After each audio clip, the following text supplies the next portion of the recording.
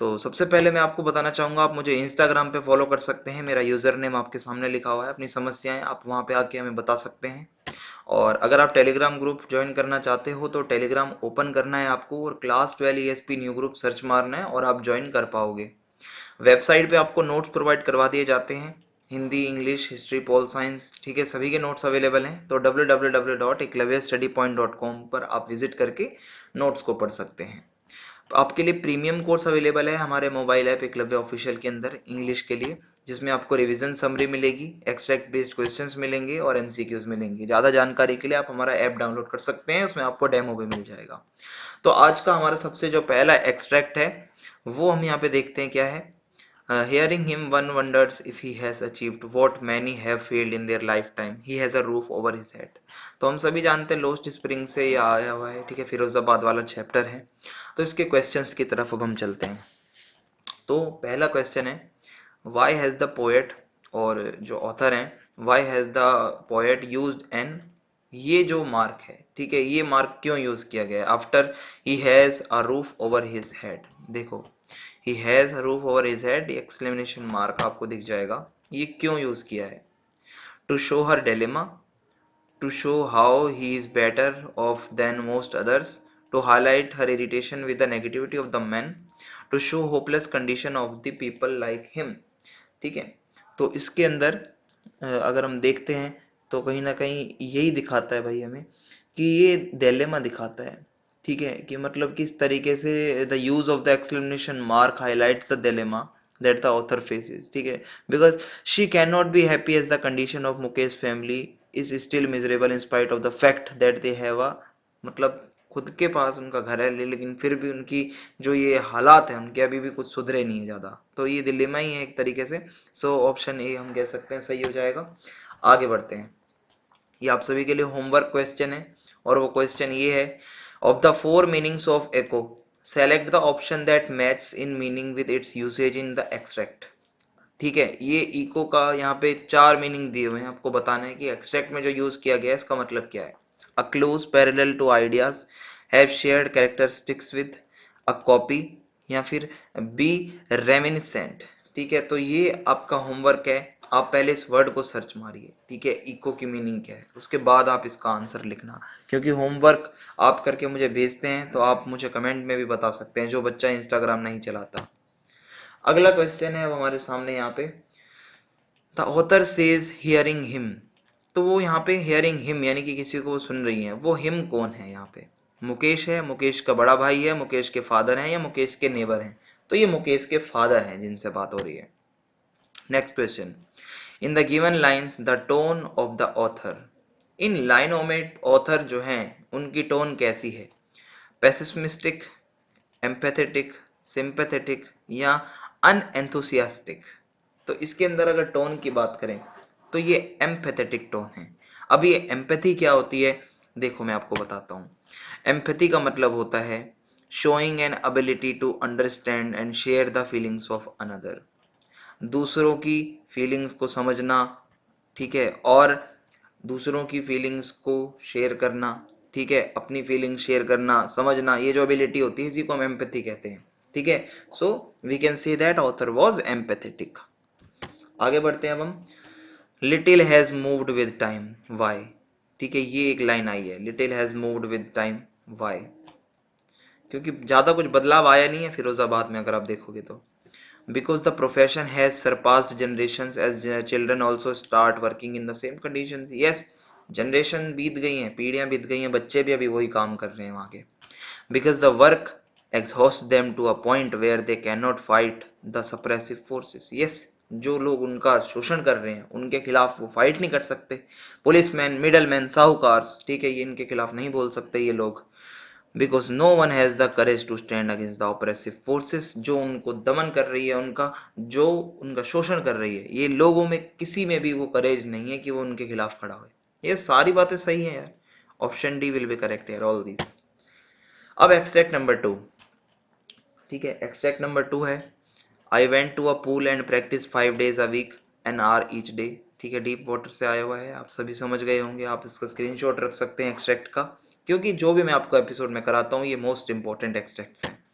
तो यहाँ से हमें पहला क्वेश्चन ये पूछता है, the given lines shows that the author overcame his fear with courage and determination, with love and care, with motivation derived from mother's words, या फिर with fear and panic। तो ऑप्शन ये सही होगा, करेज और डिटर्मिनेशन के साथ ही उसने अपने डर पर काबू पाया। ओके, सो ऑप्शन ए हमारा सही हो जाएगा। Next question, select the option that lists the correct inference based on the information in the extract. सही इन्फरेंस क्या इसमें लिखा हुआ है जो कि आपके एक्सट्रैक्ट की इंफॉर्मेशन पे बेस्ड हो। Douglas hired an instructor to help him get over his fear. Yeah, Douglas hired an instructor to learn how to swim. Douglas hired an instructor to handle the ropes and cables that would help him swim. Yeah, all these. तो Douglas hired an instructor to learn how to swim, option B सही होगा यहाँ पे। ठीक है, यही correct inference हमें मिलता है इन्फॉर्मेशन से जो कि गिवन है। And then now next question, how did the instructor make Douglas a good swimmer. कैसे उसको एक अच्छा स्विमर बनाया। बाय मेकिंग हिम प्रैक्टिस, या step by step, by motivating him, या with the help of ropes and belts. तो इसमें हो जाएगा option B, step by step, piece by piece उसने डगलस को एक स्विमर, गुड स्विमर बनाया। ओके, टाइम लगा उसको बनने में, एक समय में एक चीज सिखाई। सो option B will be correct here. The panic refer to in the extract points towards. ये जो पैनिक जो आया है इसके अंदर, ठीक है, ये पैनिक का यहाँ पे क्या मतलब है, किसके लिए यहाँ पे जो है मतलब नरेटर पैनिक है। नरेटर के जो पास्ट मिस एडवेंचर्स हुए उसके लिए पैनिक यूज किया गया, या नरेटर्स के फियर ऑफ डेथ, मरने का डर है उसके लिए, नरेटर्स फियर ऑफ वाटर, या नरेटर्स फियर ऑफ फेलियर। तो यहाँ पे नरेटर्स फियर ऑफ वाटर, जो पानी का डर है उसी के लिए ये पैनिक रेफर्ड है यहाँ पे, जो हमारे एक्सट्रैक्ट के पॉइंट में दिया हुआ है। ठीक है, आगे बढ़ते हैं अब हम।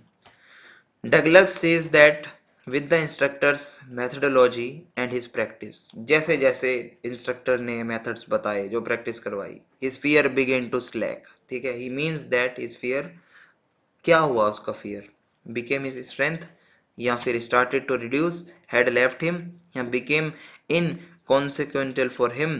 तो इसके अंदर सही आंसर जो है हो जाएगा स्टार्टेड टू रिड्यूस। जो उसका फियर था, his fear began to slack, it means his fear began to reduce और started to reduce। Okay, so option B सही हो जाएगा। अब अगला एक्सट्रैक्ट है हमारे सामने, पोम से है ये। Driving from my parents home to Cochin last Friday morning I saw my mother beside me, doors open mouth. हम समझ गए माई मदर एट 66 से ये आया हुआ है। अब हम चलते हैं इसके क्वेश्चंस की तरफ। ठीक है, क्वेश्चन क्या है, the poet uses colour to highlight the dash of her mother's face. Colour, एक कलर का यूज किया गया है। ठीक है, यहाँ पे आप देखोगे, ठीक है, किस तरीके से बहुत ही ज्यादा उनका जो मुंह था वो पीलापन हो गया था उसके ऊपर। ठीक है, बहुत ज्यादा पेलनेस आ गई थी, तो इस तरीके से वो यूज करती हैं। तो यहाँ पे ये ऐसा क्यों यूज किया है उन्होंने, डलनेस को दिखाने के लिए, एजिंग के साइंस दिखाने के लिए, रिंकल्स दिखाने के लिए, या सैडनेस। तो ये डलनेस दिखाता है। ठीक है, कि कैसे उनका चेहरा ढल गया है। Option A will be correct here. Now the line in the extract are written without a full stop. ये जो पूरी पोएम है विदाउट अ फुल स्टॉप लिखी गई है, ये क्या इंडिकेट करता है, द पोएट्स डिलेमा, वो डिलेमा में है पोएट, या फिर the inter mingling of lots of thoughts together, बहुत सारे थॉट्स एक साथ आ रहे हैं इसलिए, या कंटिन्यूएशन ऑफ वन थॉट, या एक ही थॉट को वो कंटिन्यू करती जा रही है आगे। यस, ऑप्शन सी सही होगा। ये इंपॉर्टेंट क्वेश्चन है, याद रखना, continuation of one thought, that's why this poem is written without a full stop। उसके बाद आगे है, select the correct option to fill in the blank। from the very beginning the poet has presented, ठीक है, the poet has presented that dash, death and loss are an inevitable part of life।